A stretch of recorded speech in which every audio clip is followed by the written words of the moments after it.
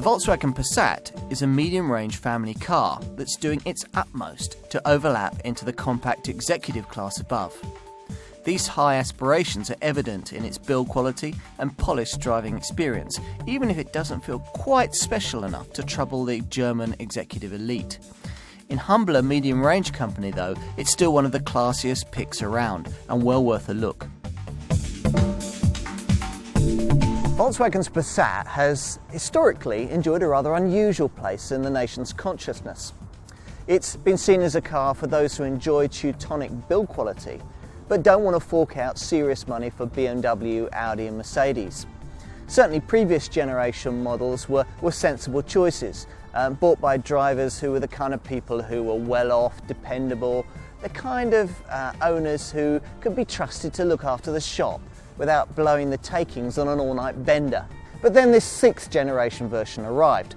Okay, so I've emphasised it a bit here by using the highest powered 296 brake horsepower R36 version. But in the unlikely event that you can remember any of the previous shape Passat models, can you imagine one capable of 300 brake horsepower supercar style performance? Exactly. With this Passat, at last we've got a car that promises to be as dynamic on the road as it is in the golf club car park. The word dynamic can mean different things, of course. This still isn't a car that, in its humblest forms at least, you'd go out and sling around a country lane just for the sake of it, though the R36 model is pretty good fun in that regard, and if cornering quickly is your thing, the sport models feature stiffened suspension. Overall though, frustrated Lewis Hamiltons would be probably better off buying a Ford Mondeo, but then they'd have to do without this Volkswagen's peerless build quality and relaxed long-distance demeanour. The ride quality is excellent and the noise insulation in the cabin is pretty good too, which is just as well because some of the diesels are a bit gruff. As a result, this is the kind of car that you feel that you could drive all day in and still get out feeling really fresh. As usual with Volkswagen, there's a wide variety of engines on offer, and as usual with Volkswagens of this kind, it's the diesel engines that most will choose. Just as well that diesel is the current vogue engine in the medium range market then.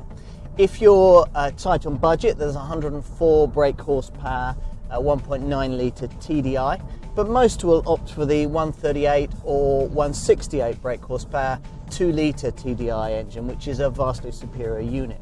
Not that Volkswagen has given up on petrol power. In fact, it offers a rather better choice in this regard than some rivals. I particularly like the 120 brake horsepower entry-level 1.4 litre TSI unit, good enough to make you question the need for spending more on the 158 brake horsepower 1.8 litre petrol engine that sits above it. The 2 litre 197 brake horsepower turbocharged TSI engine is still a great unit though. It sits below a 247 brake horsepower 3.2 litre V6 that offers silky power delivery and a great noise to compensate for its rather high emissions and costly fuel bills. There's a 4-motion 4-wheel drive option if you choose the 138 brake horsepower 2 litre TDI, and it comes as standard if you opt for one of the V6 petrol models, and that's just as well if your teenage son or daughter should happen to snaffle the keys to this 296 brake horsepower R36 model that I'm driving here. The same goes in terms of availability for the Volkswagen Group's superb DSG, that's direct shift gearbox semi-automatic transmission, which uses a twin clutch system to ensure creamy smoothness. The build quality is pretty much identical to that of Volkswagen's £50,000 Phaeton luxury saloon, and that car's build integrity is pretty much the same as the Bentley Flying Spur it's based on. Enough said. Much of this is down to the fact that this 6th generation Passat is really so stiff in terms of bodywork, 57% more so than the previous generation version.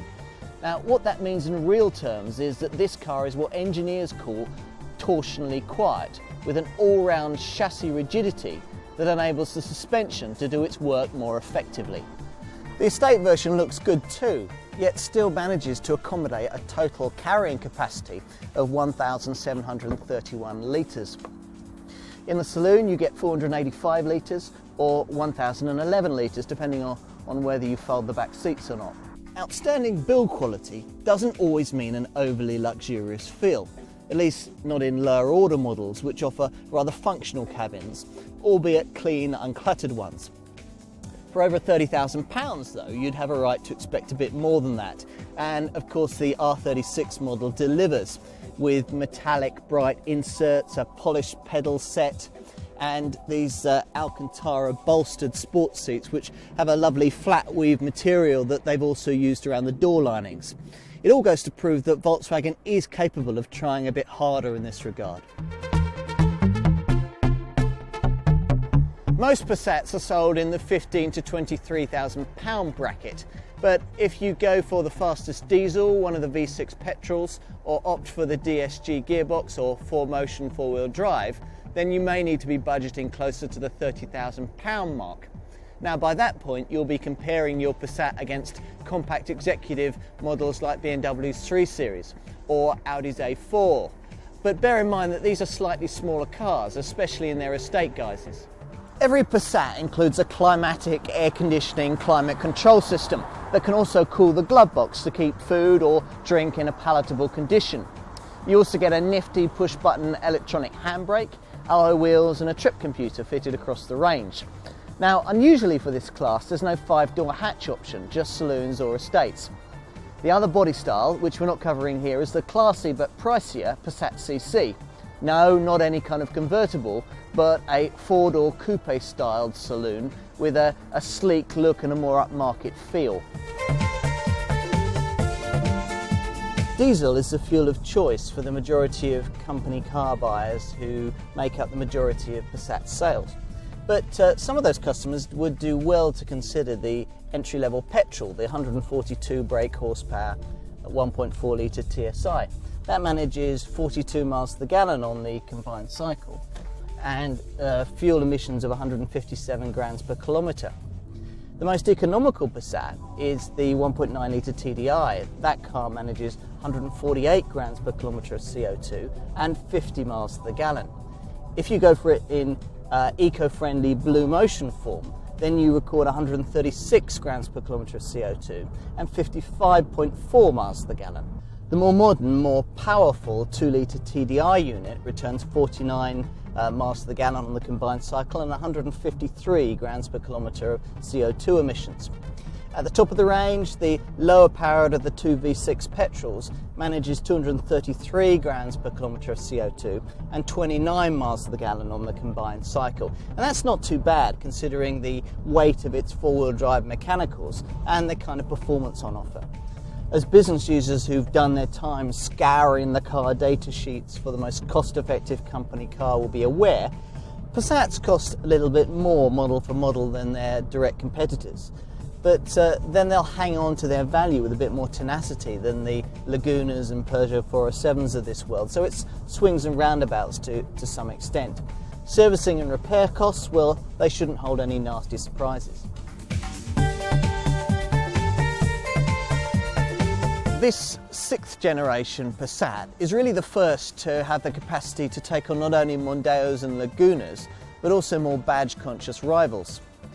If you're looking in this sector for something priced in the mainstream, but with a quality of engineering you wouldn't normally expect for mainstream money, here's where to start looking.